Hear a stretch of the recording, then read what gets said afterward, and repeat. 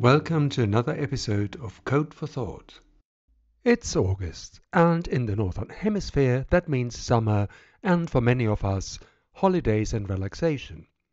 And so in this short holiday episode, I want to take you to Chicago, which of course is where the first ever RSE conference in the US will be held at the University of Illinois between the 16th and the 18th of October.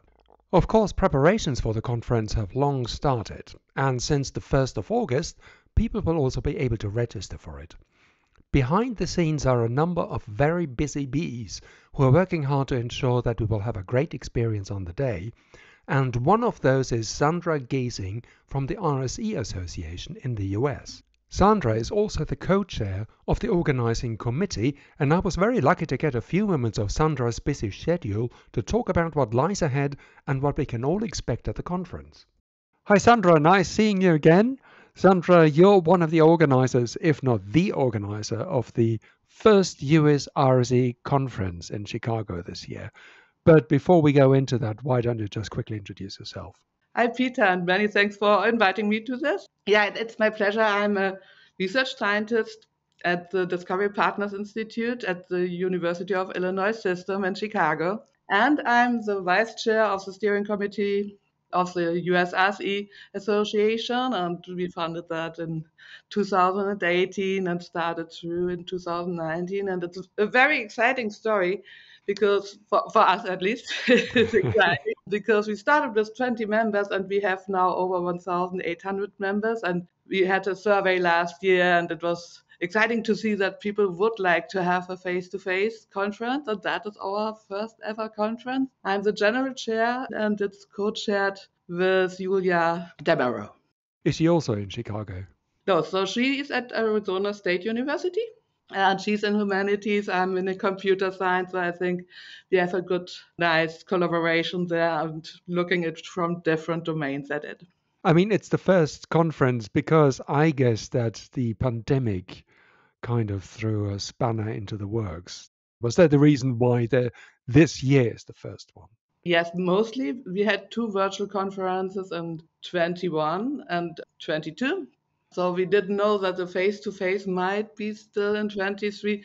Nobody did know a year ago how it will go, maybe with face-to-face conferences. I had some experience. I'm also part of the Center for Excellence for Science Gateways, and we did last year our first, after the pandemic, or in the middle of the pandemic, however we should say it at the moment, a Gateways conference. People were really happy to do something face-to-face, and yeah, we decided it's time to do it this year. You haven't opened the registration yet, have you? I think it's, at the time of recording, it's still about 3 days away. I think it opens on the 1st of August, doesn't it? Yeah, it opens on the 1st of August. It's exciting. We have 95 submissions. So we have 26 papers, we have talks, posters, workshops, BOFs. We have tutorials online before. People need only to register, but it's for free and gives also people the chance who cannot travel to the face-to-face conference to be part of the community, to listen in. And we have notebooks like Jupyter Notebook. I'm very grateful to our 167 PC members who did reviews, who did reach out, who did a lot of work. So US RSE is a really grassroots community. It's very cool. We got several sponsors, which makes it, of course, possible to have a couple of more things like food at the conference, have some travel funding. How are the Jupyter notebooks going to be presented? Are they going to be run in sessions, or how do people deal with that? At the moment, we think that we integrate it with the talk session also, and that they can run it, that people can try it. The notebooks are submitted, we define the format, but how it will be really presented at the conference is work in progress. So the conference itself starts on the 16th of October and ends on the 18th. So it will be a number of panel sessions. Yes, so people can expect we start on the Monday, the 16th in the morning. Then in the afternoon, we have workshops. In the evening, or in the late afternoon, evening, we will have the poster session with reception. And the Tuesday is planned also keynote panels, some talks, some interactive sessions. We have several rooms where people can also have, for example, lunch meetings. In the evening, we will have dinner, conference dinner. And the third day will be also around panel. And we will probably in the mid of the afternoon, we will have our last talks. And we have a really fantastic student program also, especially for students who have maybe the first experience with a little bit bigger conference. That is a huge program for a first conference, actually. What kind of challenges are you facing? I guess there are a number of them. So yeah, some challenges are really also to define our processes. Mm. So I have experience with conference organization, but this is also we want to make it really fitting for our community.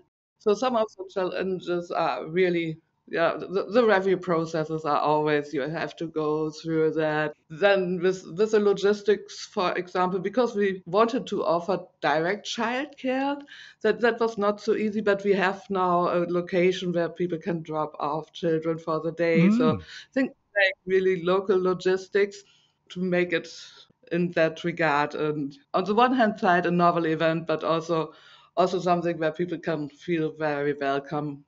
A lot if you have so many PC members, which we are very happy about, but it's hard also sometimes to hurt the cats.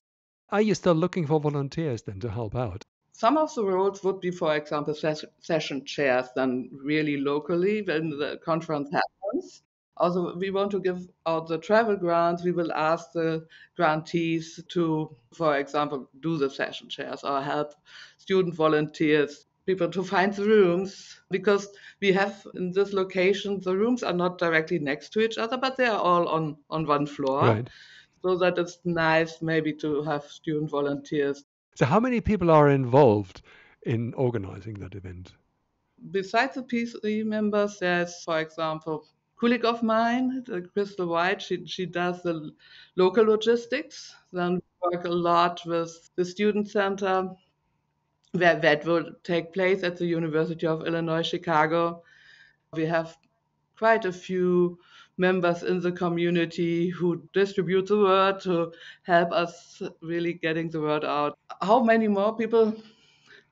I'm not totally sure, to be honest. It's all hands on deck, basically. What's the timetable? So, on the 1st of August, the registration opens. So, what's next? So what next in the timetable is really, as you said, the registration.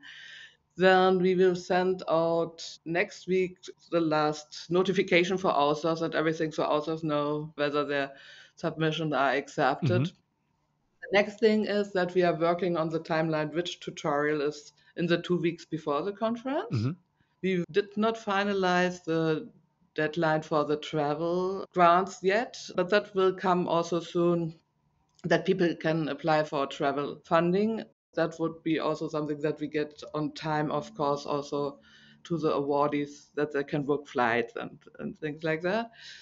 We have space for up to 250 Hmm. people. I encourage everyone who's interested to register early. Okay.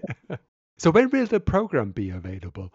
So that really the program is online. We aim at in the next 2 weeks. We're recording at the end of July, just for the listener.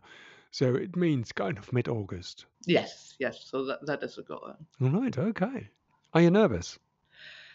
Yes.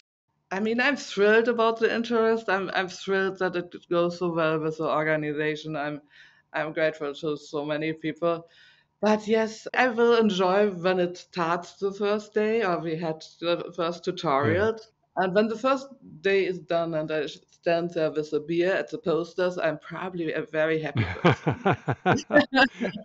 No, I think it's a major achievement. And of course, I keep my fingers crossed. And of course, we will meet in person in Chicago. Yes. So thank you very much that you will join the conference. That is fantastic. Well, my pleasure. I look forward to that. Just also as an announcement, so Peter will be there and he will do some interviews. If interested to be interviewed, contact me or Peter. Indeed, exactly. Yeah, no, it'll be lovely to talk to a number of people.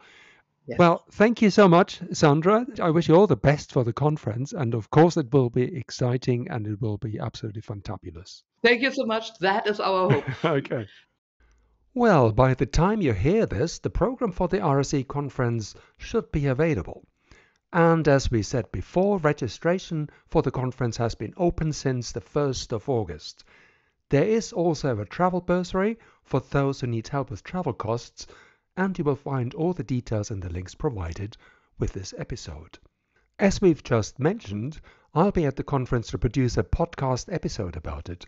So if you'd like to talk to me about it, get in touch via email or send me a message on Mastodon or Twitter. You'll find the contact details in the episode notes. This will be my first time in the US since the pandemic years, and the very first time in the windy city of Chicago.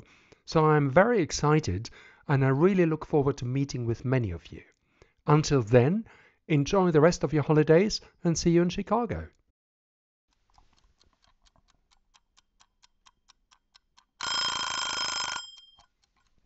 Oh, time's up. See you next time. But before I forget, this podcast is covered by the Creative Commons license. See ya.